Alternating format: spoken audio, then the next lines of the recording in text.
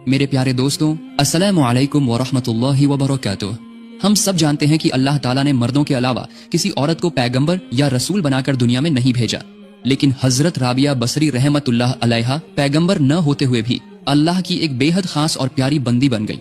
वो एक महान, नेक और परहेजगार औरत थी, और वो शख्स कितना खुशनसीब है जो ऐसी महान औरत की जिंदगी के बारे में जानेगा। तो चलिए मेरे अजीज दोस्तों, आज हम जानते हैं हजरत राबिया बसरी रहमतुल्लाह अलैहा की पाक जीवनी के बारे में।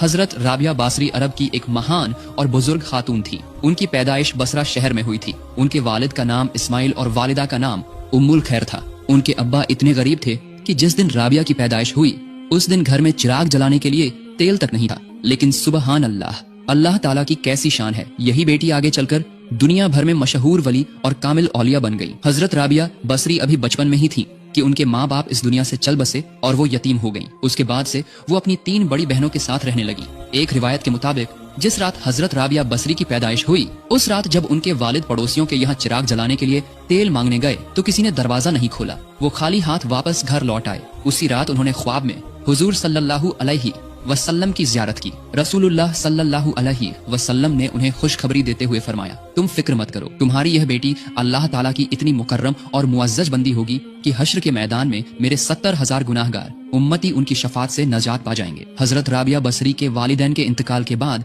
बसरा में काल पड़ गया। भुखमरी और तंगी का आलम यह था कि उनकी 3 बड़ी बहनें भी उन्हें छोड़कर चली गईं।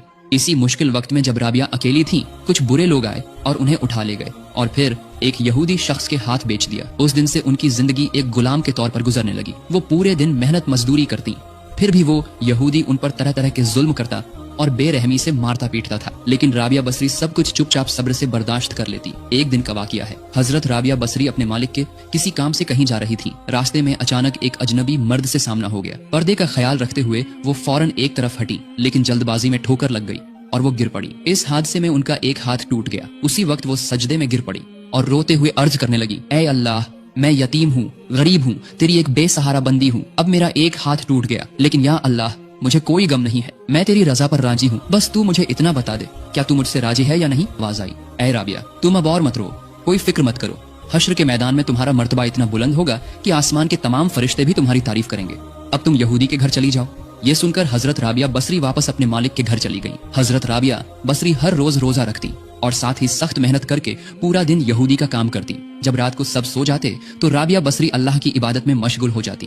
पूरी रात नमाज अदा करती। जब वो मुनाजात करती तो रोते हुए कहती, या अल्लाह, मेरा बस दिल चाहता है कि मैं सारा दिन तेरी इबादत करूं, लेकिन मैं ऐसा नहीं कर पाती क्योंकि मालिक का काम करना पड़ता है। इसलिए या अल्लाह, तू मुझ पर नाराज मत हो, मेहरबानी करके मुझे माफ कर दे।